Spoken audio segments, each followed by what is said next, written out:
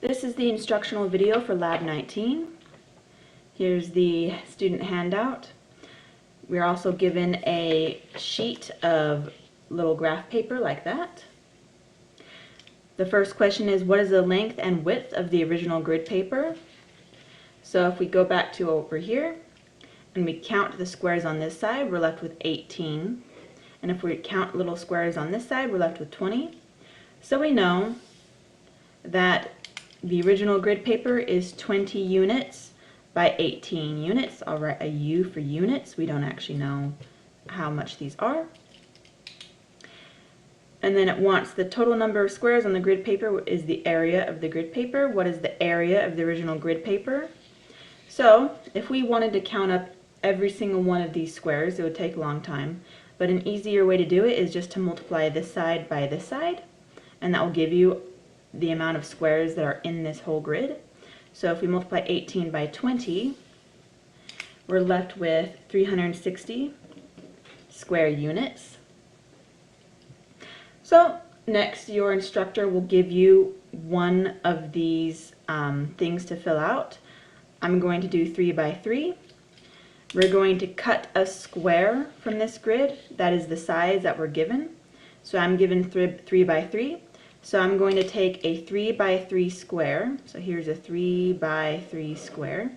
And I'm going to cut from each corner of this grid. So I'm going to cut this corner and this corner. And lastly, I'm going to cut this corner. So I'm going to cut our 3 by 3 squares from each corner. If you were giving a 2 by 2, you would cut a 2 by 2 square from each corner, and so on and so forth. So once you do that, you're going to get something that looks a little bit like this, or this. Something that looks a little bit like this. And you can go ahead and fold up the flap so that you can make a box later on. So it wants to know the area of the grid remaining. So our total area from the grid before it was cut was 360. And we cut 4 3 by 3 squares. So a 3 by 3 square is going to be 9 squares. We cut out 9 squares in this area. So if we take the entirety of what it was before 360 and minus 9, minus 9, minus 9, minus 9, so 360 minus 4 times 9, then we're going to be left with 324 square units. Let's try U again. Right. So moving on to the length of the box. So our length is going to be whatever this length was. So it used to be 20, but now that we cut out 6 squares from each side, so that's 3 plus 3, we cut out 6, it's going to be left with the length of 14, because 20 minus 6 is 14. So now our length of this flap is 14. So our length L of the box is 14 units. The width was whatever this side is going to be. So it used to be 18. Now that we cut 6 squares from this side as well, 18 minus 6 is 12, and you can actually just count how many squares are there, and we're left with 12 squares. So our width is going to be 12 units.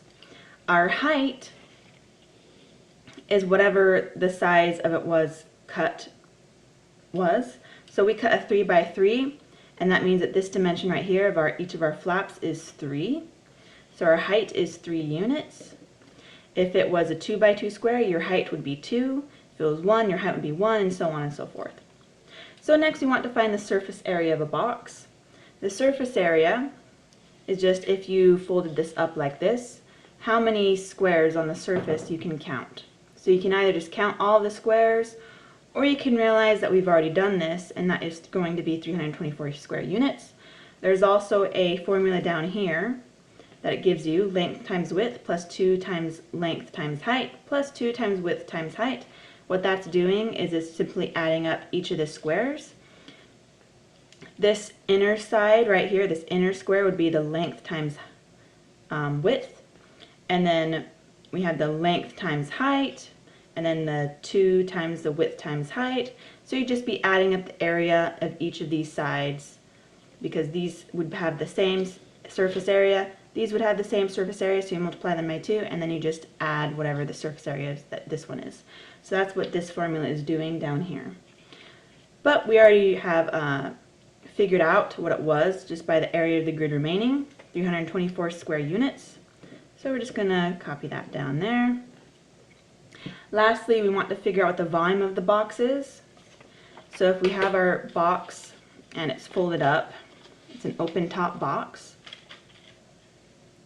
we want to figure out exactly what this volume of it is. So volume is going to be like, for example, I made a little cubic box here. How many of these little cubic boxes will fit inside of this open top box? And to do that, you could either just simply imagine it or visualize it, but it's going to be whatever this is. So if you can imagine just a little 1 by 3 by 12 area will be like one kind of slab of area, and then you multiply it by this 14 here, the length, or the width, I don't remember which one it is. If you multiply it by there, then you get this, and you times it 14 times, and you'll get the volume that way. You could also take this area and figure out whatever this, how many squares are in, will be in this one, and then multiply it by 3, which is the height here. But either way, you're going to get the same answer. You could also take this side and then multiply it across 12 times. But either way, you're going to get this formula down here, which is your length times width times height. So if we figure out what our length times width times height is, it's going to give us 14 times 12 times 3, which gives us 504 cubic units. And that was the end of our instructions.